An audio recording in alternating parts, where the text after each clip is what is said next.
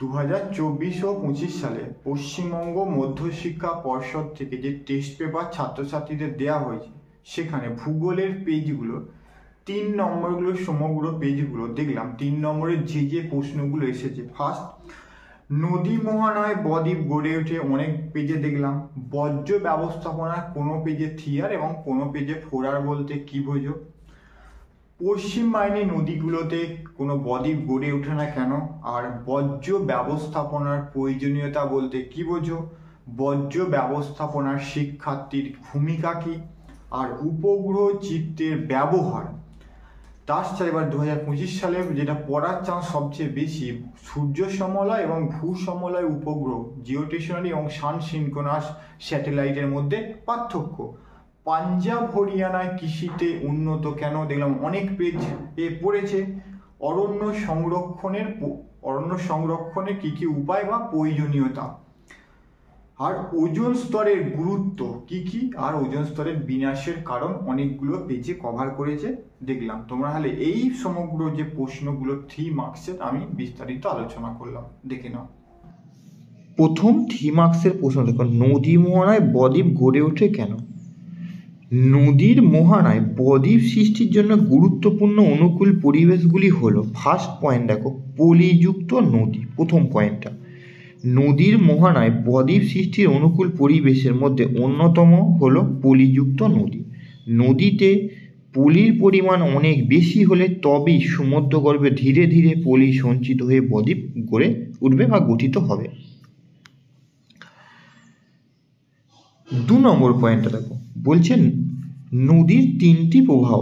নদীর মোহনায় বদ্বীপ গঠনের ক্ষেত্রে নদীর গতিপথ দীর্ঘ হতে হবে। মধ্য ও নিম্ন প্রবাহ দীর্ঘ হলে বেশি পরিমাণে পলি সঞ্চিত হবে, যা বদ্বীপ গঠনের ক্ষেত্রে সহায়ক হয়ে উঠবে। উপনদীর সংখ্যা 3 নম্বরটা, মূল নদীর সঙ্গে উপনদীগুলো যুক্ত হয়ে প্রচুর পরিমাণে পলি বহন করে, যা মূল নদীতে পলির পরিমাণ বৃদ্ধি করে, ফলে বদ্বীপ গঠনের কাজকে আরও সহায়তা করে। 4 নম্বর হচ্ছে জোয়ার ভাটার প্রকোপ। মোহনায় জোয়ার ভাটার প্রকোপ কম থাকলে পলি রাশি অপসারিত হতে পারে না, যা বদ্বীপ গঠনের সহায়তা করে। 5 নম্বর, অধিক লবণাক্ত জল। মোহনায় সমুদ্র জল অধিক লবণাক্ত হলে দুটো পলি রাশি জমাটবদ্ধ হয়ে বা থিতিয়ে পড়ে, যা বদ্বীপ গঠনের কাজকে সাহায্য করে বা ত্বরান্বিত করে।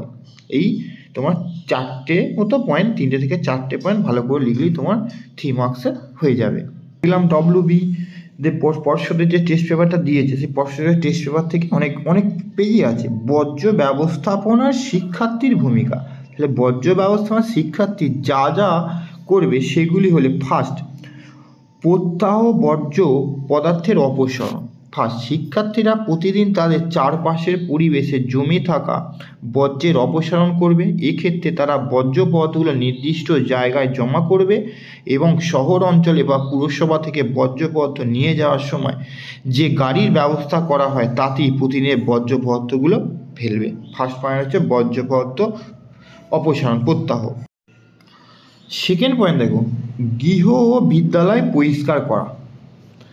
বলছে শিক্ষার্থীরা তাদের বাড়ি ও বিদ্যালয়ের আনাচে কানাচে পড়ে থাকা বর্জ্য পদার্থগুলো সরিয়ে দিয়ে জায়গাগুলোকে বর্জ্যমুক্ত করবে। এক্ষেত্রে বিদ্যালয়ে প্রতি সপ্তাহে নির্দিষ্ট দিনে বর্জ্য পদার্থ অপসারণে কর্মসূচি গ্রহণ করা যেতে পারে। 3 নম্বর, বর্জ্য পদার্থের উৎপাদন কমানো। শিক্ষার্থীদের জিনিসপত্রের সঠিক ব্যবহার শিখতে হবে। তারা যাতে নির্দিষ্ট জিনিসগুলোর অপচয় কমিয়ে বর্জ্য পদার্থের উৎপাদন কমাতে পারে, সেই বিষয়টা তাদের লক্ষ্য রাখতে হবে। 4, জনসচেতনতা। বর্জ্য পদার্থগুলো সঠিক স্থানে ফেলা, বর্জ্য পদার্থের পরিমাণ হ্রাস, বর্জ্য পদার্থের পুনর্ব্যবহার, বর্জ্য পদার্থ থেকে কম্পোস্ট সার, বায়োগ্যাস তৈরিতে প্রভৃতির উপযোগিতা সম্পর্কে বিদ্যালয়ের আশেপাশে, বাড়ির আশেপাশে শিক্ষার্থীরা পোস্টার, প্ল্যাকার্ড তৈরি লাগাবে। এছাড়াও পথনাটিকা, সেমিনার, আলোচনা সভার মধ্যে দিয়ে আলোচনা করে জনসচেতনতা বৃদ্ধি করার চেষ্টা করবে।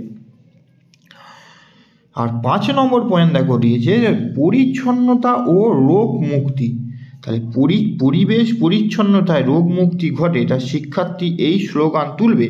এতে বিদ্যালয় পরিবেশের সাথে শিক্ষার্থীদের গৃহ পরিবেশের যত্রতত্র বর্জ্য ফেলা দেয়া বন্ধ করতে হবে। তৃতীয় প্রশ্ন, বর্জ্য ব্যবস্থাপনা 3R 4R 5R, দেখলাম কোনো জায়গায় দিয়েছে 3R, কোনো জায়গায় দিয়েছে 4R, আমি তাহলে এই জন্য একদম 5R লিখে দিলাম। ঠিক আছে, তাহলে এখানে 3R বা 4R যেহেতু পড়েছে, তাহলে তোমরা 3R 4Rটাই বেশি করে করবে। তাহলে ইন্ট্রোডাকশন পড়বে, একবার কি দিয়ে আছে দেখে নেবে একবার, দিয়ে তোমাকে একবারে 3R ঢুকে যাবে। 3R ফার্স্ট পয়েন্ট হচ্ছে বর্জ্যের পরিমাণগত হ্রাস, রিডিউস, যেটা ইংলিশে হচ্ছে। অনেক সময় মানুষ প্রয়োজনে অতিরিক্ত জিনিস ব্যবহার করে, জিনিসপত্রের ব্যবহার ক্রমশ বাড়তে থাকলে বর্জ্যের পরিমাণও বাড়বে। সুতরাং জিনিসপত্রের ব্যবহার কমানো দরকার, তাতে বর্জ্যের পরিমাণও কমবে। 2 নম্বর হচ্ছে পুনর্ব্যবহার। 2 নম্বর দেখো দিয়ে হচ্ছে পুনর্ব্যবহার, ইংলিশে হচ্ছে রিইউজ। এখন মানুষ অনেক জিনিস একবার ব্যবহার করে ফেলে দেয়, একে use and throw use system বলে। বর্জ্যের পরিমাণ কমাতে হলে আমাদের পুনর্ব্যবহার অভ্যাস বাড়াতে হবে। যেমন পেনের কালি শেষ হয়ে গেলে আরেকটি পেন না কিনে বাজার থেকে যদি কালি কিংবা রিফিল কিনে ব্যবহার করতে পারি, তাহলে বর্জ্যের পুনর্ব্যবহার করা সম্ভব। 3, তারপরে পুনরাবর্তন, রিসাইকেল। বর্জ্য পদার্থ কাঁচামাল হিসাবে বারবার ব্যবহার করে সম্পদে পরিণত করাকে পুনরাবর্তন বলে। যেমন কাগজ, কাঁচ, প্লাস্টিক, লোহা, অ্যালুমিনিয়াম এভাবে বারবার ব্যবহার করা যায়, তবে এক্ষেত্রে গুণগত আগের চেয়ে কিছুটা কম হয়। এর চেয়ে বর্জ্যের উৎপাদনের পরিমাণ অনেকটা কী হবে, কম হবে। পুনরাবর্তন হচ্ছে রিসাইকেল। এবার হচ্ছে পুনরুদ্ধার হচ্ছে রিকভার, ইংলিশে রিকভার। তাহলে এই পদ্ধতিতে বর্জ্য থেকে নতুন কোনো জিনিস তৈরি করা হয়, যেমন তাপবিদ্যুৎ কেন্দ্রের ফ্লাই অ্যাশ বাড়ির ইট তৈরিতে কাজে লাগে। আর প্রত্যাখ্যান তুমি সরাসরি রিফিউজ, ইংলিশটা হচ্ছে রিফিউজ। বর্তমানে 4R সঙ্গে আরেকটু আর যুক্ত করা হয়েছে, বলা হয় প্রত্যাখ্যান বা রিফিউজ। মানুষকে কিছু কিছু দ্রব্যের ব্যবহার সম্পূর্ণভাবে পরিত্যাগ করতে হবে, যেমন নিম্নমানের পলিথিন বা ক্যারি ব্যাগ। তাহলে তোমরা এখানে 4R বললে রিকভার পর্যন্ত, আর 5R বললে তার সাথে প্রত্যাখ্যান বা রিফিউজটা যুক্ত করে দিচ্ছ। তারপর আরেকটা প্রশ্ন দেখলাম পর্ষদের টেস্ট 3 মার্কসের, বর্জ্য ব্যবস্থাপনার প্রয়োজনীয়তা অনেক পেজে কভার করেছে কিন্তু প্রশ্ন। তাহলে ক্রমাগত বর্জ্যের পরিমাণ বৃদ্ধি, সেই সঙ্গে বর্জ্য ফেলার স্থানের অভাব, পরিবেশ দূষণের কুপ্রভাব আমাদের উপরে পড়ছে। ফার্স্ট, দূষণ হ্রাস ও নিয়ন্ত্রণ। বর্জ্য থেকে বায়ু, জল, মাটি যার প্রভাবে জীবজগতের উপরে পড়ে, মাটি, জল ইত্যাদি দূষিত হচ্ছে, এর প্রভাব জীবজগতের ওপরে পড়ছে। এর পরিণতি স্বরূপ অনেক সামাজিক ও অর্থনৈতিক সমস্যা দেখা যায়। সঠিক ব্যবস্থাপনার ফলে দূষণ হ্রাস ও নিয়ন্ত্রণ করা সম্ভব। 2, সম্পদের পুনরুদ্ধার। 2 নম্বর পয়েন্টটা, বর্জ্য থেকে পুনর্নবীকরণ ও পুনর্ব্যবহারের মাধ্যমে সম্পদ পুনরুদ্ধার করার ফলে পৃথিবীতে গচ্ছিত সম্পদের ভাণ্ডার রক্ষা করা সম্ভব হবে। 3, শক্তির পুনরুদ্ধার। অপুনঃচক্রী বর্জ্য পদার্থ থেকে অবায়ুজীবী পচনের মাধ্যমে মিথেন গ্যাস উৎপন্ন করা যায়, কিংবা কিছু কিছু বর্জ্য পুরানো তাপ থেকে বিভিন্ন প্রক্রিয়ায় বিদ্যুৎ উৎপাদন বা শক্তি উৎপাদন করা হয়। এই বিদ্যুৎ রাস্তায় আলো জ্বালাতে বা গ্রাম অঞ্চলে বিদ্যুৎ সরবরাহ করা হয়। বর্জ্য থেকে প্রাপ্ত বিদ্যুতের মাধ্যমে শক্তি সম্পদে ব্যবহার করা সম্ভব হয়। 4 নম্বর, রোগের প্রকোপ হ্রাস। বর্জ্য ব্যবস্থাপনা করা হলে দূষণ কমে যায়, তখন বায়ুবাহিত, জলবাহিত রোগের প্রকোপ হ্রাস পায়। আর দৃশ্য দূষণ হ্রাস, বর্জ্যের স্তূপ অন্যান্য দূষণের পাশাপাশি শব্দ দূষণও ঘটায়, যা অস্বাস্থ্যকর পরিবেশ তৈরি করে। তাই মানসিক স্বাস্থ্যের উন্নতি ঘটাতে বর্জ্য ব্যবস্থাপনা অত্যন্ত প্রয়োজনীয়। এই 5টা তোমাকে 4টে মতো থেকে 5টা লিখলেই তোমার 3 নম্বরের হয়ে যাবে। তারপরে পশ্চিমায়নী নদীগুলোতে কেন বদ্বীপ সৃষ্টি হয়নি? তাহলে দেখো, ভারতের পশ্চিম উপকূলে আরব সাগরে পতিত নদীগুলো পশ্চিমায়নী নদী বলে। পশ্চিমায়নী নদীগুলোর মধ্যে নর্মদা, তাপ্তি নদী উল্লেখযোগ্য, যে নদী মোহনায় বদ্বীপ সৃষ্টি হয়নি। 1 নম্বর, মোহনা অংশে খাড়া ভূমিঢাল। টারশিয়ারি যুগে প্রবল ভূ আন্দোলনে যখন হিমালয় পর্বত সৃষ্টি হয় তখন উপদ্বীপীয় ভারত ও পূর্ব দিকে হেলে যায়, পশ্চিম উপকূল খাড়া বসে যায়। এর জন্য আরব সাগরের মহিষপণে গভীর ও খাড়া ঢালে বিস্তৃত। এই কারণে মোহনা অংশে নদীগুলো জোর প্রবাহ বজায় রেখে আরব সাগরে মিলিত হয়েছে, তাই কোনো বদ্বীপ সৃষ্টি হয়নি। একটা পয়েন্ট। 2 নম্বর হচ্ছে স্বল্প দৈর্ঘ্য বিশিষ্ট এবং কম সংখ্যক উপনদী। তাহলে পশ্চিমায়নী নদীগুলো দৈর্ঘ্যপ্রস্থ মানে কম, বিস্তার কম এখানে, ফলে এদের জলে পলির পরিমাণও কম, বদ্বীপ সৃষ্টি হয় না। আর উপনদীর সংখ্যা কম হলে পলির পরিমাণও কম হয়ে বদ্বীপ সৃষ্টি হয় না। 3 নম্বর কঠিন শিলার উপর প্রভাব। কঠিন শিলার উপরে মূলত মালভূমি ক্ষয় প্রতিরোধকারী গ্রানাইট ও ব্যাসল্ট জাতীয় শিলা দিয়ে গঠিত হওয়ায় ভূভাগের উপর দিয়ে প্রবাহিত হয়েছে, তাহলে কঠিন শিলার উপর ক্ষয় কম হবে, পলির যোগানো কম হবে, সেজন্য বদ্বীপ গড়ে উঠতে পারেনি। তারপরে অরণ্য সংরক্ষণের প্রয়োজনীয়তাগুলি সম্পর্কে লেখো। তাহলে অরণ্য সংরক্ষণের প্রয়োজনীয়তাগুলো বিশেষ গুরুত্বপূর্ণ। 1 মৃত্তিকা ক্ষয় রোধ ও বন্যা ও খরা প্রতিরোধ। তাহলে উদ্ভিদের শিকড়ে মাটিকে শক্ত করে ধরে রাখে, মৃত্তিকার ক্ষয় রোধ করে। আবার বনভূমি কমে গেলে বৃষ্টিপাতের অভাবে কী হয়, খরা হয়। এছাড়া অরণ্য হ্রাসের জন্যে যে মৃত্তিকা ক্ষয় হয় তার জন্যে নদী খাত ভরে যায়, বন্যা সৃষ্টি হয়। এইসব কারণে তোমাকে অরণ্য সংরক্ষণ করতে হবে। 2 নম্বর মরুভূমি সম্প্রসারণ রোধ আর ভৌম জলের ভাণ্ডার পূর্ণ রাখা। তাহলে মরুভূমি সংলগ্ন এলাকায় বনভূমি নষ্ট হলে বায়ুপ্রবাহ বনভূমিতে বাধা না পেয়ে মরু অঞ্চলে মাটিকে ক্রমাগত উড়িয়ে নিয়ে গিয়ে মরু সম্প্রসারণ ঘটায়। আবার উদ্ভিদের শিকড় মাটির সংযোগস্থল দিয়ে বৃষ্টির জল মাটিতে প্রবেশ করলে ভৌম জলের ভাণ্ডার বাড়ায় বা বৃদ্ধি করে। আবহাওয়া ও জলবায়ুর নিয়ন্ত্রক ও বাস্তুতান্ত্রিক ভারসাম্য রক্ষা। অরণ্যর পরিমাণ কমলে বায়ুমণ্ডলের উষ্ণতা বাড়ে ও বৃষ্টিপাতের পরিমাণ কমে, বাতাসে আর্দ্রতা কমে গিয়ে শুষ্কতার পরিমাণও বৃদ্ধি পায়। এছাড়া বনভূমি সংরক্ষিত না হলে উদ্ভিদের উপর নির্ভরশীল প্রাণীকুল খাদ্য শৃঙ্খল খাদ্য জল রচনা করতে পারে না, ফলে বাস্তুতান্ত্রিক ভারসাম্য বিঘ্নিত হয়। এই 3টে তোমরা ভালো করে লিখে দেবে।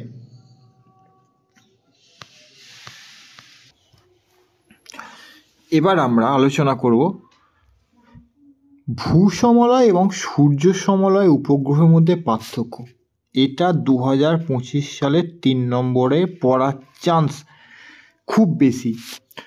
দেখো প্রথমে তাহলে আবর্তন, পৃথিবীর আবর্তন গতি সমান সময়ে পশ্চিম থেকে পূর্বে আবর্তন করে। এগুলোকে ইকুয়েটোরিয়াল অরবিটাল স্যাটেলাইট স্যাটেলাইট বলে। আর উত্তর থেকে দক্ষিণে পৃথিবীকে আবর্তন করে, তাই এদের বলা নিয়ার পোলার স্যাটেলাইট। অবস্থান দেখো 35 থেকে 36,000 কিলোমিটার সমুদ্রপৃষ্ঠ থেকে উঠছে। আর এটা হচ্ছে 700 থেকে 700 থেকে 800 বা 900 করে দেবে, 700 থেকে 900 কিমি উচ্চতা এটা অবস্থান করে। তারপরে কক্ষপথ দেখো, কক্ষপথ তোমার কি লিখবে, কক্ষপথে নিরক্ষীয় তলের সমান্তরালে অবস্থিত আর মেরু অঞ্চলের প্রায় সমান্তরালে অবস্থিত কক্ষপথ। চিত্র সংগ্রহ, পৃথিবীর কোনো নির্দিষ্ট জায়গায় ছবি তোলে একেবারে অর্ধেক পৃথিবীর ছবি তুলতে পারে। আর আবর্তন পথ বরাবর বিভিন্ন স্থানের ছবি তোলে, প্রত্যেকবারে চওড়া ফালির মতো অংশের ছবি তোলে। আর ব্যবহার মূলত আবহাওয়া সংক্রান্ত যোগাযোগের ক্ষেত্রে এই স্যাটেলাইট ভূসমলয় উপগ্রহের ব্যবহার বেশি। আর এটা সম্পদ সমীক্ষা জরিপ সংক্রান্ত কাজে এর ব্যবহার হচ্ছে তোমার বেশি। তারপরে আরেকটা প্রশ্ন দেখো, পাঞ্জাব ও হরিয়ানা রাজ্য কৃষিতে উন্নতি কারণগুলো কি কি? দেখবে অনেকবার টেস্ট পেপারে দিয়েছে। পাঞ্জাব ও হরিয়ানার কৃষির উন্নতির কারণগুলো, ফার্স্ট 1 নম্বর সমতল ভূপ্রকৃতি ও নদ নদীর বিন্যাস। এই অঞ্চলের বেশিরভাগ ভূমি হচ্ছে সমতল প্রকৃতির, যার উচ্চতা অনধিক 300 মিটার। এটির দক্ষিণ পশ্চিমে কিছুটা ঢালু। এই ভূমিরূপ কৃষিকাজের জন্য আদর্শ। আবার এখানে শতদ্রু, বিপাশা, যমুনা, ইরাবতী, ঘরঘরা ইত্যাদি নদীর পলি সঞ্চয়ের ফলে বেট নামক নবীন পলিমাটির সমভূমির সৃষ্টি হয়েছে, যা চাষের উপযুক্ত। 2 হচ্ছে অনুকূল জলবায়ু। পাঞ্জাব হরিয়ানা অঞ্চলে শুষ্ক শীতল উপক্রান্তীয় জলবায়ু ও উপক্রান্তীয় স্টেপ জলবায়ু দেখা যায়। এই উপক্রান্তীয় স্টেপ জলবায়ু গম চাষের জন্য উপযোগী। দুটো ভাগ করেছে, একটা উষ্ণতা আর একটা বৃষ্টিপাত। দেখো গ্রীষ্মকালীন গড় উষ্ণতা কত, 24 থেকে 41, আর শীতকালীন গড় দিয়েছে 23। এটা 23 নয়, তোমরা এই শীতকালীনটা তোমরা গড় করে দেবে তোমার 15 থেকে 20 ডিগ্রি। শীতে কোথাও কোথাও উষ্ণান্ত হিমাঙ্কের নিচে নেমে গেলে এখানে শীতকালীন উষ্ণতা গম চাষের জন্য আদর্শ। বৃষ্টিপাত দেখো বার্ষিক গড় বৃষ্টিপাতের পরিমাণ কত, 25 থেকে 100 সেন্টিমিটার। সেই জন্যে ডাল জাতীয় শস্য ইত্যাদি বৃষ্টিপাতের, তার সাথে গমের চাষটাও এখানে খুব ভালো হয়। 3 নম্বর পয়েন্ট দিয়েছে সবুজ বিপ্লবের প্রভাব, জলসেচের প্রসার আর উচ্চ ফলনশীল তোমার বীজের ব্যবহার। তাহলে এখানে শুষ্ক এবং কম বৃষ্টিপাতযুক্ত অঞ্চলে শতদ্রু, ভাগড়া, নাঙ্গাল নদীর বাঁধের পিছনে জলাধার থেকে খাল কেটে এখানে জলসেচ করা হয়। আর দিচ্ছে উচ্চ ফলনশীল বীজের মধ্যে দেখো কী কী বীজ ব্যবহার করা হয়েছে, সোনা 227, সোনা 68, সোনালিকা ইত্যাদি বীজ ব্যবহার করে যথেষ্ট পরিমাণে, এবং রাসায়নিক সারের ব্যবহার করে ফলনের মাত্রা বেড়েছে। আর একটা কৃষি যন্ত্রপাতির ব্যবহার বৃদ্ধি। সবুজ বিপ্লবের ফলে পাঞ্জাব হরিয়ানায় কৃষিক্ষেত্রে ট্রাক্টর, হারভেস্টার পাওয়ারের ফলে পাঞ্জাব হরিয়ানায় যথেষ্ট পরিমাণে ফসলের উৎপাদন কী হয়েছে, বৃদ্ধি হয়েছে। তোমরা এই 3 থেকে 4 পয়েন্ট লিখে দেবে। এবার আমরা দেখে নেব উপগ্রহ চিত্রের ব্যবহার। উপগ্রহ চিত্রের ব্যবহারগুলো দেখো। ফার্স্ট, সম্পদ নিরীক্ষণ ও আবহাওয়ার পূর্বাভাস। কোনো অঞ্চলের প্রাকৃতিক সম্পদ নিরীক্ষণ, ভূগর্ভস্থ জলসম্পদ মূল্যায়নে উপগ্রহ চিত্র ব্যবহৃত হয়। আবার ঝড়ের গতিবিধির ওপর নজর রাখা, বৃষ্টিপাতের বন্টন, আবহাওয়ার পূর্বাভাস ইত্যাদি ক্ষেত্রে উপগ্রহ চিত্র ব্যবহার করা হয়। 2, ভূমি ব্যবহার মানচিত্র প্রস্তুত। ভূমি ব্যবহার ও শ্রেণীবিভাগ ভূমির আবরণ মানচিত্র তৈরিতে ব্যবহার করা হয়। এছাড়া ভূমি কী উদ্দেশ্যে ব্যবহৃত হচ্ছে সেটি চিহ্নিতকরণে উপগ্রহ চিত্র ব্যবহার করা হয়। হ্যাঁ, যেমন এক্সাম্পল কার্টোস্যাট, IRSP ইত্যাদি নাম তোমরা লিখে দেবে। প্রাকৃতিক দুর্যোগের মোকাবিলা ও পরিবহন ও যোগাযোগ ব্যবস্থার ক্ষেত্রে দেখো উপগ্রহ চিত্রের মাধ্যমে প্রাকৃতিক দুর্যোগের চরিত্র, ব্যাপকতা ও দুর্যোগ কবলিত অঞ্চল চিহ্নিতকরণ করে দ্রুত ব্যবস্থা নেওয়া যায়। পাশাপাশি পরিবহন ও যোগাযোগ ব্যবস্থার নকশা প্রস্তুত ক্ষেত্রেও সাহায্য করে। টেলিফোন পরিষেবা হলো সম্পূর্ণ উপগ্রহ ভিত্তিক। তারপরে কৃষি বৈচিত্র্য নির্ধারণ। উপগ্রহ চিত্র বিশ্লেষণের দ্বারা কৃষি এলাকা নির্ধারণ এবং ভূমি ব্যবহার, শস্যের প্রকৃতি, প্রকার সম্পর্কে তথ্য লাভ করা সম্ভব। তাছাড়া বিকিরিত তরঙ্গ রশ্মির তরঙ্গ দৈর্ঘ্যের পার্থক্যর ভিত্তিতে শস্যর বৈচিত্র্য জানা যায়। সর্বশেষ 5 নম্বরে স্বাভাবিক উদ্ভিদের বন্টন। প্রায় অবলোহিত বর্ণালীর সহায়তায় স্বাভাবিক উদ্ভিদের বন্টন উপগ্রহ চিত্র থেকে পাওয়া যায়। বনভূমির ঘনত্ব, উদ্ভিদের ক্লোরোফিলের মাত্রা ইত্যাদি নির্ধারণ করা উপগ্রহ চিত্রের সাহায্যের মাধ্যমে সম্ভব। ওজোন স্ফিয়ারের গুরুত্ব বা ওজোন স্তরের গুরুত্ব। তাহলে ওজোন হচ্ছে হালকা নীলাভ আঁশটে গন্ধযুক্ত একটা গ্যাস, সংকেত হচ্ছে O3। বায়ুমণ্ডলের স্ট্র্যাটোস্ফিয়ার দেখো 25 থেকে 35 কিলোমিটার, কোনো বইয়েতে 20 থেকে 35 কিলোমিটার উচ্চতায় ওজোন গ্যাসের প্রাধান্যযুক্ত স্তর, তার নাম হচ্ছে ওজোনোস্ফিয়ার। গুরুত্ব, ফার্স্টে অতিবেগুনি রশ্মি শোষণ, হ্যাঁ তালবস্যায় ওকা মধ্যাহ্ন, এটা শোষণ।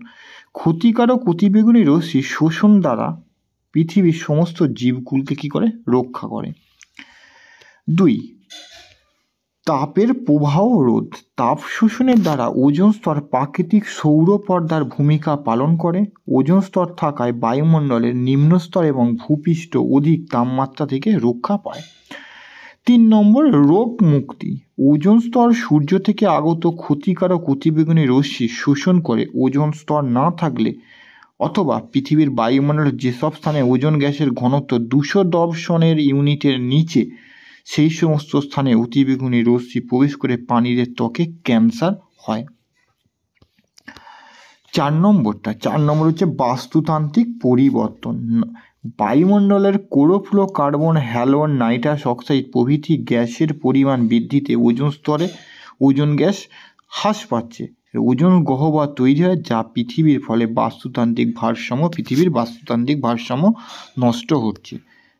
আরেকটা ওজোন স্তর বিনাশের কারণ দেখো, ফার্স্ট একটা প্রাকৃতিক কারণ অগ্নুৎপাত, বজ্রপাত প্রভৃতি প্রাকৃতিক ঘটনায় ওজোন স্তর কিছুটা নষ্ট হচ্ছে। 2 নম্বর হচ্ছে রাসায়নিক বিক্রিয়া। দেখো, অতিবেগুনি রশ্মির প্রভাবে রাসায়নিক বিক্রিয়ার দ্বারা ওজোন অণু ভেঙে অক্সিজেন অণু ও পরমাণু উৎপন্ন করছে, ফলে ওজোন স্তর ক্ষয়প্রাপ্ত হচ্ছে।